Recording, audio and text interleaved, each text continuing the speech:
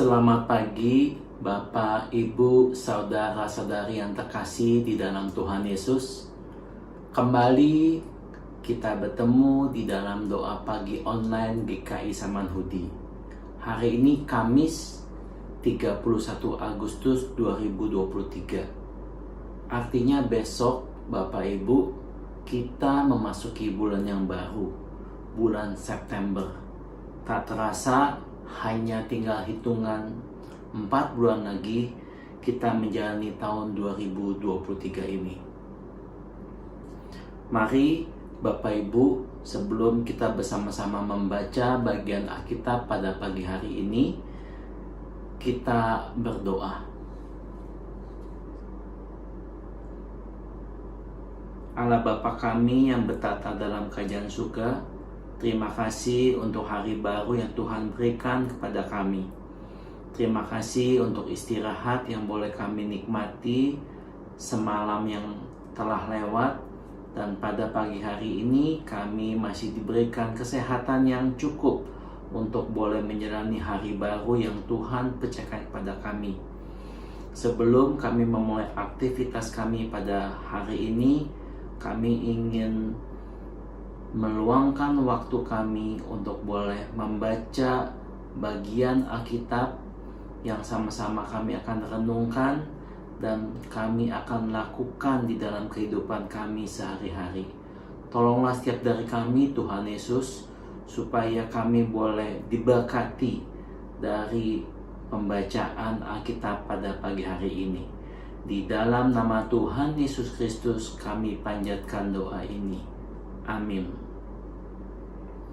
Bapak, Ibu, saudara-saudari yang terkasih, bagian Alkitab yang akan sama-sama kita baca dan kemudian kita renungkan dari kitab Perjanjian Baru, yaitu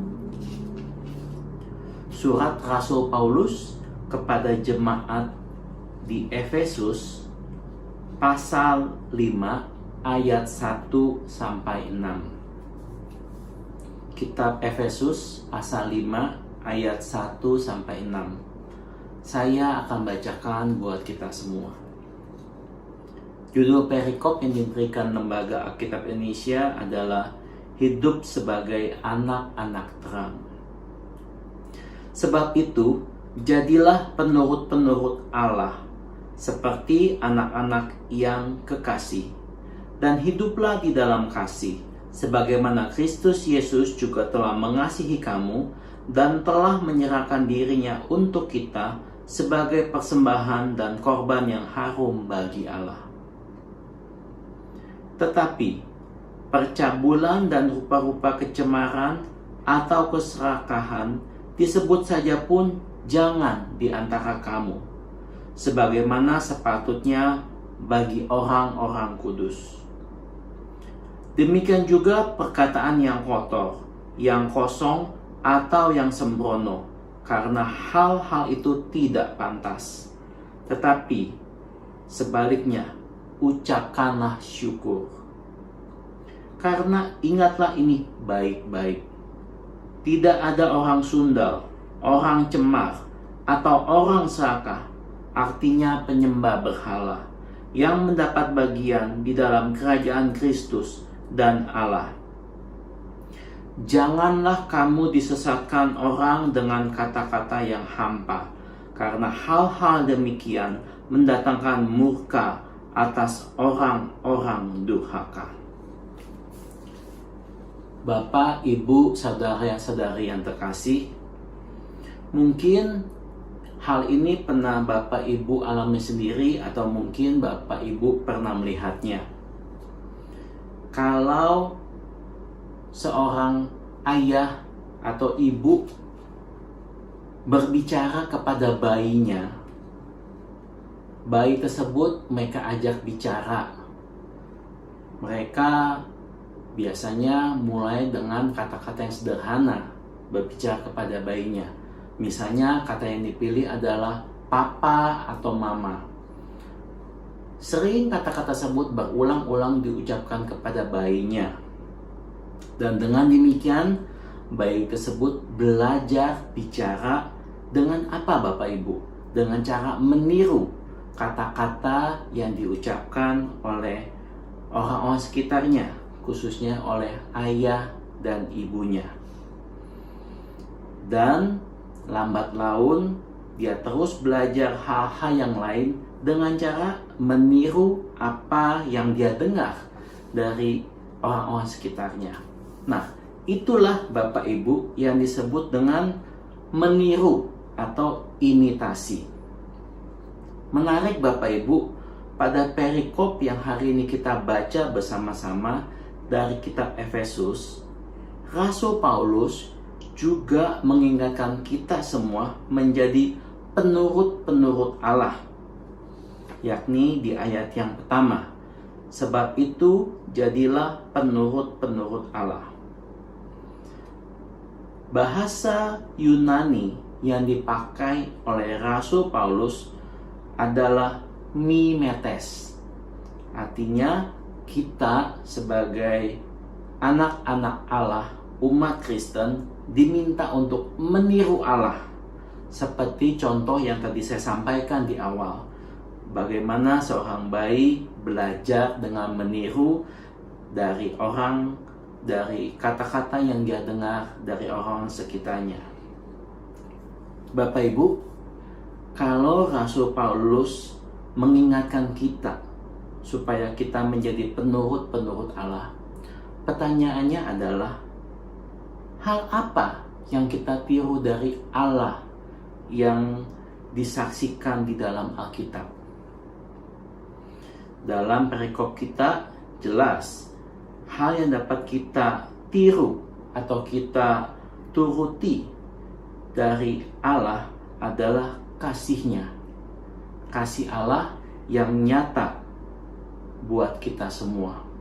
Kasih Allah yang telah membawa kita menjadi anak-anaknya. Bapak Ibu, tentunya kasih bukanlah kasih kalau tidak dinyatakan dalam bentuk yang konkret. Tentunya misalnya Bapak Ibu, perbuatan baik kepada sesama manusia yang kita jumpai setiap hari dalam kehidupan kita. Kalau kasih hanya terus dibicarakan dalam sebuah konsep, itu tentu menjadi hal yang abstrak Bapak Ibu. Tapi kita diajarkan untuk boleh menyatakan kasih dalam bentuk yang konkret. Izinkan saya men-sharingkan apa yang saya pernah alami beberapa waktu yang lalu. Ketika dalam perjalanan pulang ke rumah, saya berhenti di sebuah lampu merah yang cukup lama. Kemudian ada anak kecil, mungkin dugaan saya sekitar 7-8 tahun, dan menawarkan air mineral kepada saya. Kemudian saya terpikir untuk boleh membeli satu botol air mineral tersebut, dan saya bilang, dan saya sudah menyiapkan uang. Kemudian uang tersebut saya berikan kepada adik kecil yang menjajakan air mineral. Memang Bapak Ibu, dalam rencana saya tidak mengambil air mineral tersebut. Saya berikan uangnya, dan biar air mineral itu dapat dijual kepada orang lain, sehingga adik kecil ini mempunyai uang lebih. Namun ketika saya sampaikan, ini uangnya, air mineralnya saya nggak ambil, buat kamu aja. Kemudian adik kecil ini berkata kepada saya, "Om, saya lagi nggak enak badan, saya mau cepet-cepet pulang. Tolong ya Om, air mineralnya dibawa aja supaya saya cepet-cepet pulang."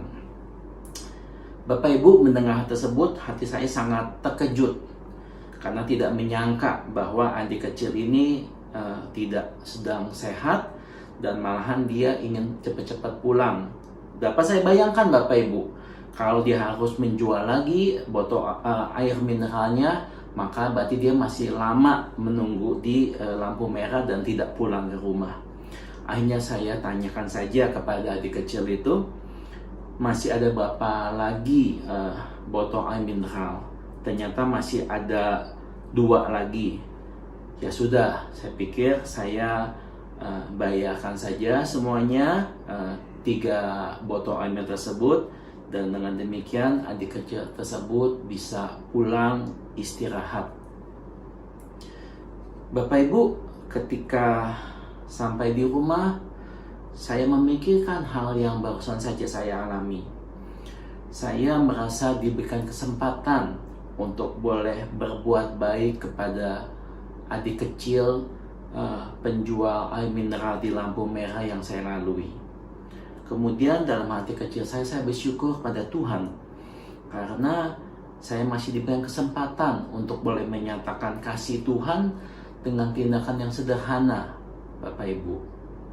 Tentu saya percaya Bapak Ibu saudara-saudari mempunyai pengalaman juga bagaimana diberikan kesempatan oleh Tuhan untuk menyatakan kasih kepada sesama. Namun Bapak Ibu, dengan terus terang saya juga hendak mengatakan bahwa di dalam kesempatan-kesempatan kita berbuat baik, ada kalanya kita menemukan kita disalahpahami. Kita dimanfaatkan kebaikannya oleh orang yang kita ingin tolong dan hal-hal yang lain.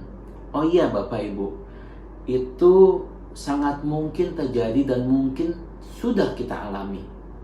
Jadi Bapak Ibu, saya juga pada kesempatan pagi ini hendak menyampaikan bahwa ketika kita hendak berbuat baik, kita harus siap minimal menyediakan waktu kita, menyediakan tenaga kita, dan tidak jarang mengeluarkan uang untuk boleh membantu sesama kita. Dan acap kali walaupun tindakan yang kita lakukan sangat-sangat tulus dan tidak memiliki motivasi tertentu, acap kali disalahpahami. Dan untuk itu saya hendak membacakan Galatia 6 ayat 9 buat kita semua. Saya akan bacakan Galatia 6 ayat 9. Janganlah kita jemu-jemu berbuat baik, karena apabila sudah datang waktunya, kita akan menuai jika kita tidak menjadi lemah. Biarlah ayat dari Galatia 6 ayat 9 ini boleh menguatkan kita Bapak Ibu, supaya kita tidak jemu-jemu berbuat baik. Nah, omong-omong berbuat baik Bapak Ibu, saya juga ingin men-sharingkan. Baiklah kita melakukan perbuatan baik itu bukan karena ya kita memang sudah seharusnya berbuat baik. Tapi alangkah baiknya ketika kita berbuat baik, kita hendak meniru kasih Allah kita. Itu didasarkan karena kita mengerti apa yang kita lakukan. Bukan semata-mata memang sudah harusnya begitu. Karena kalau kita mengerti apa yang kita lakukan, tindakan kasih yang kita lakukan, maka hal tersebut menyiapkan diri kita. Apapun yang terjadi, kita akan terus belajar berbuat baik. Karena kita mengerti, kita lakukan itu karena kita ingin meniru Allah kita, meniru kasih Allah kita yang sudah dinyatakan kepada kita terlebih dahulu. Itulah yang hendak saya bagikan buat Bapak Ibu saudara sekalian. Tindakan kasih yang nyata, tindakan kasih yang konkret yang dapat kita lakukan kepada setiap orang yang diperjumpaan kepada kita, supaya kita menjadi penurut Allah. Dan tindakan kasih kita dasari karena kita mengerti apa yang kita lakukan. Kiranya Tuhan menolong kita supaya kita terus-menerus menjadi penurut-penurut Allah seperti kehendaknya. Saya akan mengajak Bapak, Ibu, saudara sekalian untuk berdoa. Mari kita berdoa. Tuhan Yesus, terima kasih untuk kasih Tuhan yang Tuhan sudah boleh nyatakan di dalam hidup kami. Dan ajakan kami juga supaya kami mengerti ketika kami hendak menjadi penurut-penurut Allah, ketika kami hendak menjadi Allah yang mengajarkan kasih dalam hidup kami, dan kami juga boleh menerapkan kasih kepada orang-orang yang kami jumpai. Tuhan, boleh tolong kami Tuhan.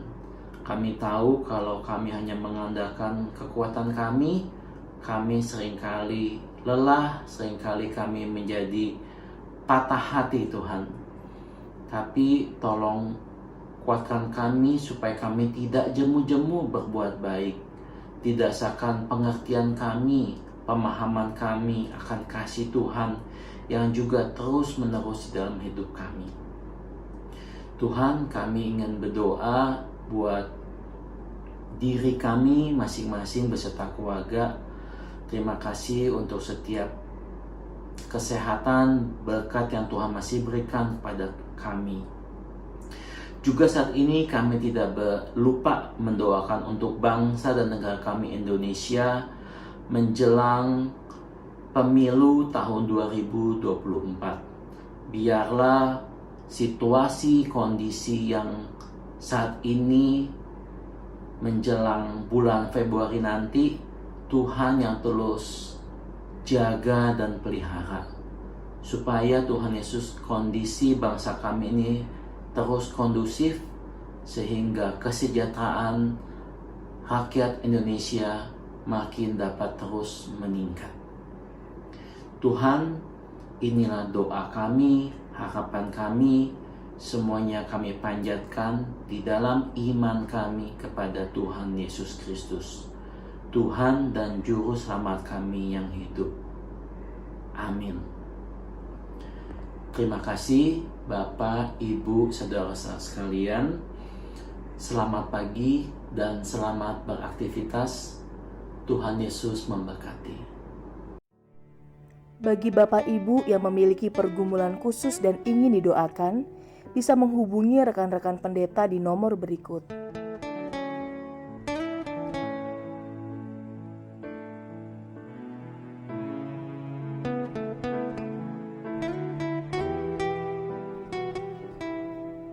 Tuhan Yesus memberkati.